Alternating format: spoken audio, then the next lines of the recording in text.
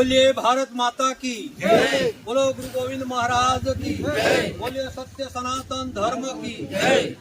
आदिवासी no जे हक माटेनी जे गुजरात सरकारे કે ભારત સરકારે 1947ની અંદર ભારત આઝાદ થયો તે ઘણી અમુકને આપણી જે હક છે જેની માટે આપણે લડત લડીએ છીએ એ માટેની આજે આ દિવસ વિશ્વ આદિવાસી દિવસ વિશ્વના દેશોમાં આપણા ગુજરાતમાં એટલો નહીં વિશ્વના દેશો માટેનો આ દિવસ આપણે ઉજવણી કરવાનો આપ્યો છે। જય જોહાર, જય આદિવાસી। જય જોહાર। આજે 9મી ઓગસ્ટ વિશ્વ આદિવાસી દિવસ એ યુનેસ્કો દ્વારા જાહેર કરવામાં આવેલો છે। તેનાથી આદિવાસી સમાજ પોતાના હક અધિકાર, પોતાની સંસ્કૃતિ અને રીતિ રિવાજ જાણી શકે અને તેને જાળવી શકે તેની માટે આજનો દિવસ ફાળવવામાં આવ્યો છે। અને આજે ચાકીસણા ગામે યુવાઓ દ્વારા જે ગુરુ ગોવિંદ જે અમારા ધાર્મિક ગુરુ છે તેમનો ચોક ઊભો કરવામાં આવ્યો છે, ચોકનું અનાવરણ કરવામાં આવ્યું છે। તે બદલ સમગ્ર ચાકીસણા ગામવાસીઓને ખૂબ ખૂબ આભાર અને તેમજ પોતાના હક અધિકાર જાણતા થાવ તેવી ગુરુ ગોવિંદ થકી આપને જોહાર, શુભકામનાઓ। જય જોહાર, જય આદિવાસી, જય ભીલ। મુખ્ય ઉદ્દેશ્ય છે કે લોકો જે ગુરુ ગોવિંદે બધાને જાણીતા કર્યા હતા, પોતાના ન્યાય માટે ઊભા કર્યા હતા, તેમ આજે પણ તમે ઊભા થાવ અને પોતાની સંસ્કૃતિને જાળવો તેવી આશા સાથે અમે આ ચોકનું અનાવરણ કર્યું છે। જય આદિવાસી।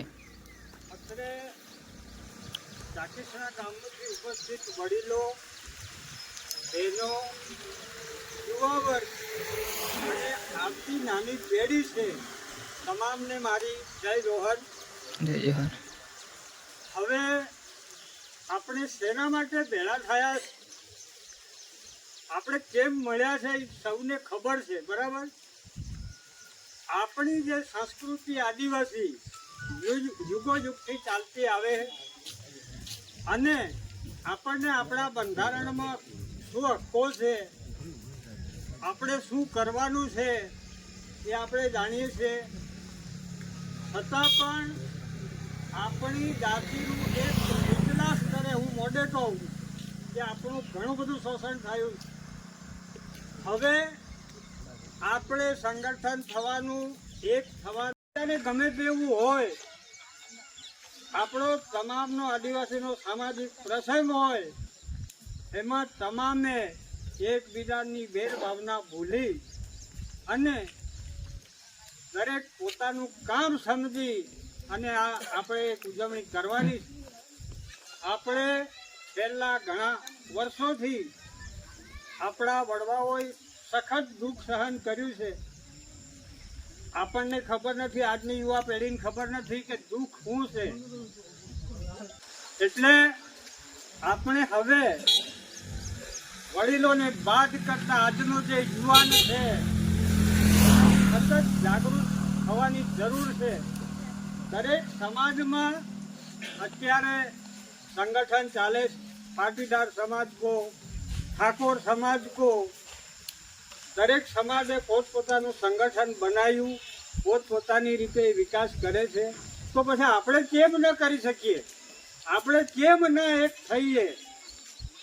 આપણા આદિવાસી સમાજે આપણી સંસ્કૃતિ માટે કેટલાય આપણા આદિવાસી સમાજના લોકોએ આહુતિ આપી, એ માનગઢનો દાખલો, એમાં પણ આપણા આદિવાસીએ જ આદિવાસીઓને મરાયા છે।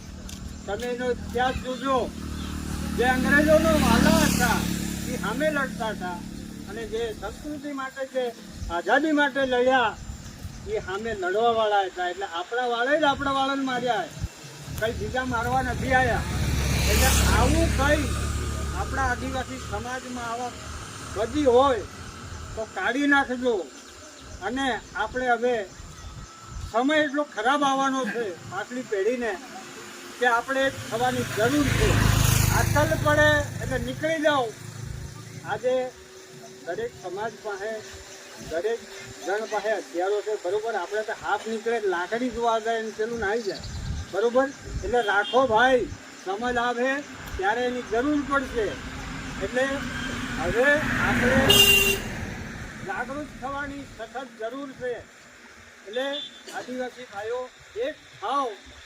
હવે યુવા પેઢીને ખાસ આપણે સંગઠન બનાવીએ, એકબીજાને સહકાર આપીએ. કોઈ આકલ કરે કે ભાઈ આપણે આ કામ કરવાનું છે, હવે ખભા મિલાવીને આપણે આ પ્રસંગ કરવાનો. એટલે આજના આ શુભ પ્રસંગે હું એટલું જ કહેવા માંગુ છું કે આપણી આદિવાસી એકતા એક થશે તો આપણા હર કોઈ કામ થશે. જેના ઘણા બધા દાખલા આજે આપણો સમાજ એટલો બધો પીછડાયેલો, તરફોડાયેલો છે. ઘણા ગાંઠિયા સુખી હોય એટલે એને સુખી ના કહેવાય. 70% પબ્લિક દુઃખી હોય એટલે એને મદદ કરતા થાવ, એને માર્ગદર્શન આલો. એટલે આજના હવે મારો સમય વધારે ન લેતા આજના શુભ પ્રસંગે પધારેલા તમામનું જય જોહાર, જય આદિવાસી. શુભ પ્રસંગે આપણા વિશ્વ આદિવાસી દિવસે આટલા બધા થયા, બધાનો આભાર. હવે દાદા પૂછે ત્યોહારનો અર્થ. ત્યોહાર એટલે આ પ્રકૃતિ, આપણે જે રહીએ છીએ, આપણું શરીર, જે 5 તત્વોની આપણે જરૂર પડે છે મુખ્ય, એ પ્રકૃતિની જય એટલે જોહાર. એમાં આપણે જળ, પાણી વગર આપણે જીવવાના નથી. જળ, પછી પવન એટલે શ્વાસ વગર આ બધામાં વાયુ ચાલે છે. ઓક્સિજન, આપણે ઓક્સિજન બંધ થઈ જાય તો આપણે જીવી શકવાના નથી. જળ, પવન, જમીન એટલે જેના પર આપણે વસવાટ કરીએ છીએ. આના પર જો જળ ફરી જાય તો હવે આપણે અહીં રહી શકતા નથી. એટલે જમીનમાં જળ, પવન એટલે 5 તત્વોની આપણે આકાશ, ધરતી જે જરૂર પડે છે એ પ્રકૃતિની જય એટલે જોહાર. એટલે એનો આપણે નારો છે એનો કે જય જોહાર, અને આપણા આદિવાસીઓની જય. અને આપણે આજે દિવસ ઉજવીએ છીએ ત્યારે આટલા બધા વડીલો ઉપસ્થિત થયા છે. આપણો સમાજ દિન પ્રતિદિન પાછળ જઈ રહ્યો છે, તમને ખબર નથી. પણ આપણે જોવા જઈએ તો આપણને બંધારણમાં બાબા સાહેબ આંબેડકરે આપણને જે આપણા આદિવાસી અથવા બિછડાતા સમાજ વિશે જે હક અધિકાર મૂક્યા છે એ ધરાતલ પર હજુ લાગુ થયા નથી. કારણ કે આપણો સમાજ એ વખતે પણ પાછળ હતો. એટલે એ લોકો વિચાર્યું કે આ સમાજને ઉપર લાવવા માટે આપણા વ્યક્તિઓ હશે તો એમને સુધારશે.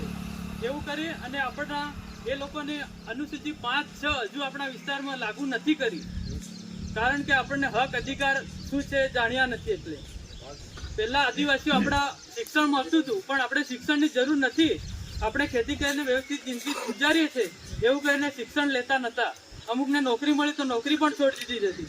કારણ કે આ સરકારમાં જે આપણે કશું કામ નથી એમની ગુલામી કરવાની એવું સમજી. પછી હવે આપણે વસ્તુ વધારો થયો ત્યારે શિક્ષણ અને જાગવાની જરૂર પડી. પણ આપણને બંધારણમાં અનુસૂચિ 5 અને આદિવાસીઓના અધિકાર આપણને બંધારણમાં લખાઈ ગયેલા છે, તો એ ધરાતલ પર આપણે લાગુ નથી. કારણ કે આપણે બધા આદિવાસીઓ એક નથી.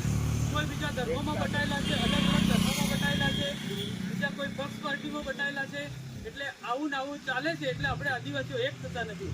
એટલે વિશ્વએ સંગઠિત થઈ અને આપણને એક દિવસ આપ્યો કે વિશ્વ આદિવાસી દિવસ ઉજવવાનું. વિશ્વ એટલે આપણો એક દેશ નથી, આખા જે પૃથ્વી પર બધા દેશો છે એ બધા મળીને વિશ્વ યુનો સંગઠન છે. એના આદિવાસીઓને આટલા ટકા આદિવાસીઓ છે પણ એ જાગૃત કેમ નથી? તો એના માટે આપણે એક દિવસ આપ્યો કે વિશ્વ આદિવાસી દિવસ 9 ઓગસ્ટ. એમાં વિશ્વના દેશો એકત્રિત થઈ અને દિવસે દિવસે ઉજવતા થયા. પહેલાં આ આદિવાસી સંગઠન આપણી બાજુથી કોઈ જાણતા નહોતા, પણ ધીરે ધીરે જાગૃત થયા. એના વિશે અભ્યાસ કર્યો કે શું છે ખરેખર. તો અભ્યાસ કરતાં જાણવા મળ્યું કે આ તો આદિવાસી તો અહીંના મૂળ નિવાસી છે, એટલે એમનો જ હક અધિકાર હોવો જોઈએ. તો બંધારણમાં પણ અનુસૂચિ 5 માં એવું જ લખ્યું છે કે જે આપણે આદિવાસી એના મૂળ નિવાસી છે એમનું જ આ દેશમાં રાજ હોવું જોઈએ. આપણે આ વિશ્વ આદિવાસી દિવસની યુનો સંગઠને બધા ભેળા થઈને જાહેર કર્યો. તો એમાં પછી આપણને ખાલી 2 જ દેશો આના વિરોધી હતા કે આ દિવસ ના ઉજવાય. બાકી વિશ્વના બધા દેશોએ આ દિવસ ઉજવવાનું સમર્થન કરેલું છે. એટલે આપણે પણ ઉજવવાનું આ શરૂઆત કરી. હવે આવતીના ઓગસ્ટમાં પાછા દિવસ ઉજવશું. બધા ભેળા થઈ એના માટે બધાને આભાર. જય જવાહર, જય આદિવાસી. હક માટે પણ તેઓ ખૂબ જ લડ્યા હતા. અને માનગઢ પર જ્યારે 1507 જેટલા આદિવાસી લઈને માનગઢ ચડ્યા ત્યારે એમને પૂછવામાં આવ્યું હતું અંગ્રેજો દ્વારા કે અમે આટલા બધા માણસો લઈને પહાડી વિસ્તારની અંદર શા માટે આવ્યા, તમારું કારણ શું, તમારી માંગ શું છે? ત્યારે ગોવિંદ ગુરુ મહારાજે કીધું હતું કે my demand is right, my demand is Bhil Raj એટલે કે મારે ભીલ પ્રદેશની માંગ છે, મારે લડત છે ભીલ પ્રદેશની. અને આ લેખ આજે પણ દિલ્હીની અંદર છે. તો આપણા પૂર્વજ જો અને આપણા ગુરુઓએ આપણા સમાજ માટે ઘણું બધું બલિદાન આપ્યું છે. એટલે આપણે પણ આપણા પૂર્વજોનું, આપણા ગુરુનું સપનું પૂરું કરવા માટે ભીલ પ્રદેશ માટે આપણે લડતા રહેવું પડશે, એક થવું પડશે. ગુરુ ગોવિંદ મહારાજે પણ કીધું હતું કે એક થઈને રહેજો. પણ આજે આપણો સમાજ એક થઈ ગયો, વિચારોથી એક નથી. આજે ઘણા બધા ભેગા થયા છે, ભેગા બધા થઈ જાય પણ એક થવાની જરૂર છે, વિચારોથી એક થવું પડે. ત્યારે આપણા જ્યારે બધા એક થઈ જવું ત્યારે ચોક્કસપણે આપણું રાજ આવે. કીધું હતું ગુરુ ગોવિંદનું કે ભણી ગણી હોશિયાર રહેજો, એક દાડો તમારો વારો અને દાડો આવશે. તો 100% આવવાનો જ છે અને આવા પણ લાગ્યો. આજે દિલ્હીની અંદર આપણો આદિવાસીઓ રાજ પણ કરે. ઘણા સાંસદ થઈ ગયા, ધારાસભ્ય પણ આપણા સમાજની અંદર થઈ ગયા અને વિધાનસભાની અંદર ને સંસદમાં પણ આપણા અવાજ ઉઠાવે. ભીલ પ્રદેશ શું હતું એ આપણા સમાજના લોકોને ખબર નથી. આદિવાસી હું એ બી ખબર નથી. આપણો અર્થ શું થાય? આદિવાસી, આદિ એટલે જૂનો અને વાસી એટલે રહેવાસી. આદિવાસી એટલે જૂનો રહેવાસી. આ દેશનો ધણી, ધરમૂળનો ધણી એટલે આદિવાસી. આ આપણી ઓળખ છે. આપણે આ સમજવું પડે.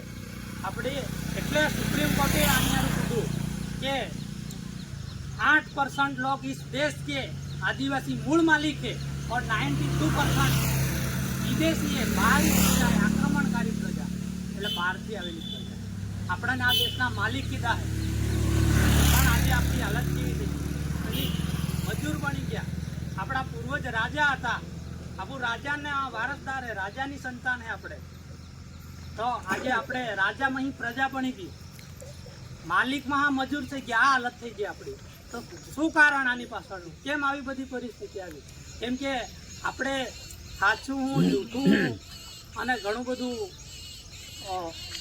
હાઈ પાડ્યું. આપણે જેને જે હવાડ્યું એ હાઈ પાડ્યું અને આપણી જે સંસ્કૃતિ હતી, રીત રિવાજ હતી, જે પરંપરા હતી એ આપણે ભૂલી ગયા. એટલે આજે આપણી આ પરિસ્થિતિ થઈ ગઈ. બાકી આપણે આજે આ દેશના માલિક છીએ, આ ધર્મના ધણી છીએ, છતાં પણ આપણે આ માલિકમાં મજૂર બની ગયા. ફરી આપણે માલિક થવું પડે. અને આપણા પૂર્વજ રાજા હતા તો આપણે પણ રાજા થવું પડે, રાજા બનવું પડે. એટલે આપણે એક થવાની જરૂર છે. બધા આદિવાસી પરિવારે મને બોલવાનો મોકો આપ્યો માટે હું તમારું બધાનું હાર્દિક સ્વાગત કરું, બધાને આવકારું છું. જય જવાહર, જય આદિવાસી, જય